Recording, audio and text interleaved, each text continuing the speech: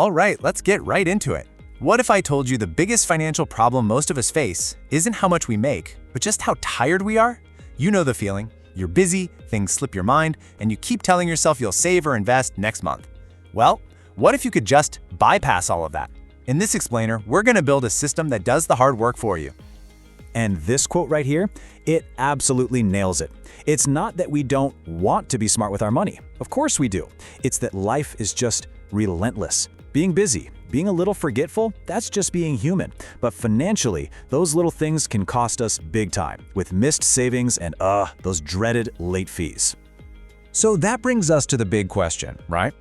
What if you could build a system so solid that your bills just get paid on time every time?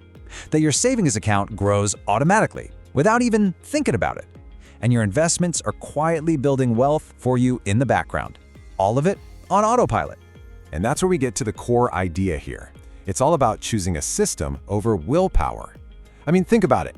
Relying on sheer willpower to make the right money choice day after day, month after month, it's a losing game.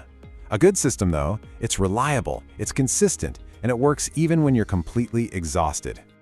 And this is a really big deal. It's something called decision fatigue. Every little choice, should I pay this now? How much should I move to savings? Should I invest in this or that? It all eats up your mental energy. And when you run out of that energy, what happens? We put it off. We do nothing. And that's when money just seems to disappear. So let's just lay it out side by side.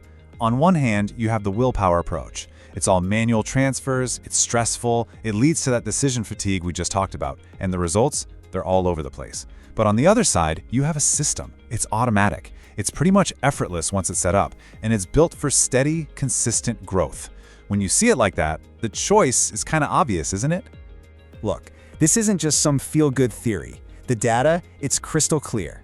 Study after study has shown that when you just take the constant decision-making out of the picture and let a system do its thing, the results aren't just a little better, they're dramatically better. And here's the kicker, the number that proves it. People who automate their savings save up to 3 times more than people who try to do it all manually. And get this, it's not because they earn more money. It's simply because their system makes sure the saving actually happens every single time.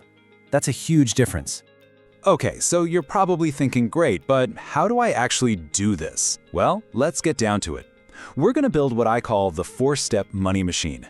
This is your simple, step-by-step blueprint that literally anyone can start using today. It all boils down to these 4 simple parts. First, we set up a control center for all your income. Then, we automate your bills. After that, we automate your savings. And finally, we put your investments on autopilot. Let's walk through each one. First things first, the control center. Now, this might sound super basic, but trust me, getting this right is everything. The whole idea is simple. Have every single dollar of your income flow into one and only one checking account. This account is going to be the central hub for your entire financial life. So here's what you do. First, set up direct deposit with your job. If you're a freelancer, just get into the habit of moving all your income into this one account. And please, make sure it's a zero-fee account. Online banks are perfect for this. Suddenly you have total clarity. No more guessing how much you have to work with each month. All right, Control Center is set. Now for step 2, automate your bills. The mission here is to completely eliminate late fees and the stress of remembering due dates forever. We're going to put every single recurring bill you have on autopay. So you're going to go through every single one of your expenses, rent, utilities, phone, Netflix, you name it, and just flip the switch on autopay. Now here's a super important little trick. Schedule those payments to go out a couple of days after you get paid. This guarantees the money's there and you'll never get hit with an overdraft fee. Your bills now take care of themselves. Okay, now this is the step. Seriously, this is the one that changes everything for most people. We're going to totally flip the script on how you save. Instead of trying to save whatever's left over at the end of the month, we're going to save money first, before you even get a chance to spend it.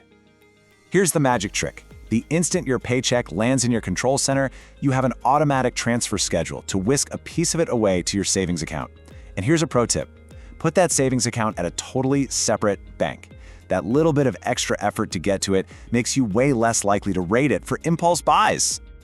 Okay, but how much are we talking about here? A fantastic target to aim for is the 50-30-20 rule. It's super simple. About 50% of your income goes to your needs, 30% to your wants, and a solid 20% goes to savings and investments. If you can automate that 20% chunk, you are on an incredibly powerful path. And that brings us to the final step.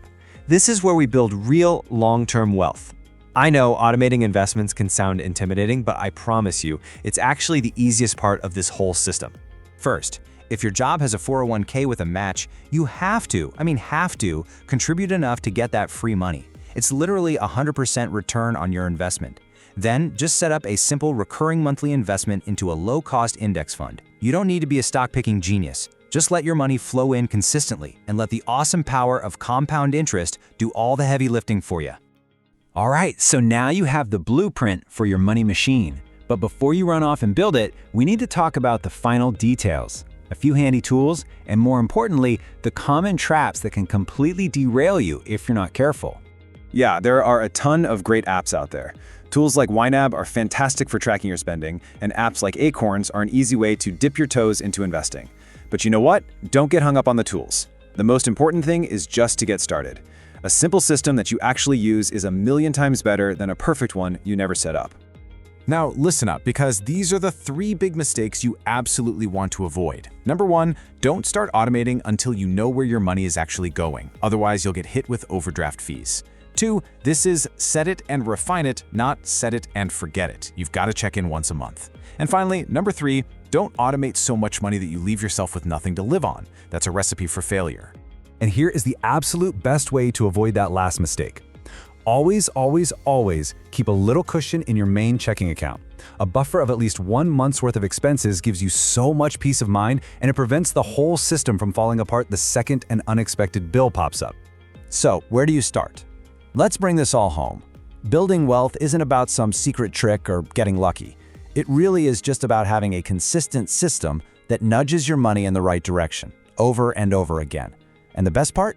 You don't have to get it perfect on day one. You just have to start. So I've got a challenge for you right now. Just pick one thing, one small thing from this explainer, and automate it this week.